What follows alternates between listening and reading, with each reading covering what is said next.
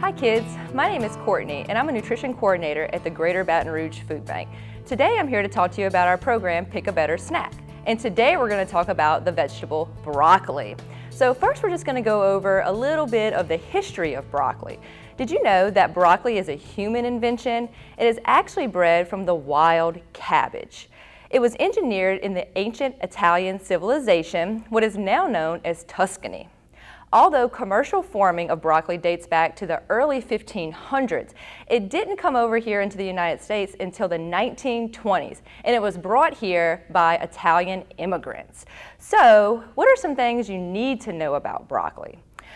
The most common variety of broccoli is called the CALABRESE broccoli. That's the broccoli that you find in stores, at your local grocery stores. And then also, California is the #1 producer of broccoli here in the United States. They produce about 90% of the broccoli eaten here in the U.S. Broccoli is what's known as a cruciferous vegetable. Do you know any other cruciferous vegetables? Think about it for a second. So there's cauliflower, bok choy, Brussels sprouts, cabbage, and kale, which are also all really good for you, just like broccoli. So there are two forms of broccoli in the United States and across the world. Heading broccoli, which we have here, and then broccoli sprouts. So heading broccoli is the most popular form of broccoli really across the world, but really especially here in the U.S. So now we're going to talk a little bit about growing, storing, and buying broccoli. So broccoli is a cool season crop. That means it can handle cold temperatures, maybe even a frost. It takes about 1 to 5 months to produce the fruit once you plant it. So you'll get the fruit or the vegetable in about 1 to 5 months.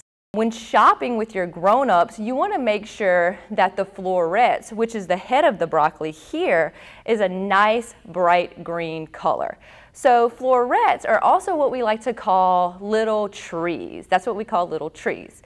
So you want to make sure that the head is also not like a yellow tint. That might mean that it's going a little bit bad. And then also you want to make sure the stem here is nice and firm, so it's not really loose or anything like that. It's nice and firm. So what part of the broccoli do you typically eat? So the part of the broccoli that we typically eat is the head, the top. But you can also eat the stem. You can get your grown-ups to cut up the stem and put it in a stir fry or maybe even add it to omelets. So what are some fun facts about broccoli? So broccoli has something called chlorophyll inside of it. And chlorophyll is going to give broccoli its green color. That's what makes broccoli green. So the little florets, which is the top that we just talked about, are buds that are actually ready to bloom and turn into pretty yellow flowers. The heaviest broccoli ever grown weighed about 35 pounds. So we're talking about picking a better snack, so broccoli is really, really good for you. It's actually known as the crown jewel of nutrition because it's low in calories, really high in vitamins, and really high in fiber. Broccoli has a lot of vitamin C in it, which helps to ward off germs and helps to keep you really healthy. Broccoli also has vitamin A, which helps with your eyesight. So if you want, you can put your super goggles on and just look around.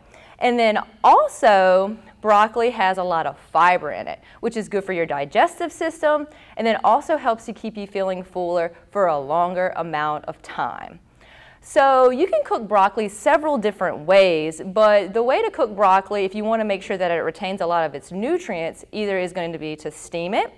You can stir fry it, but not for a long amount of time. And then also you can boil it in a small amount of water. Those are the best ways to cook it if you want to retain all of its nutrients.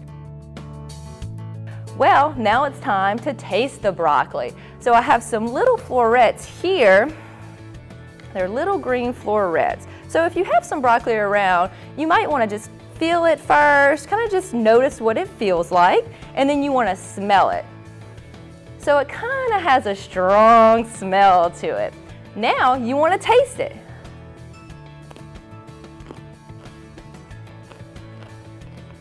It's really good, and I hope you enjoy your broccoli.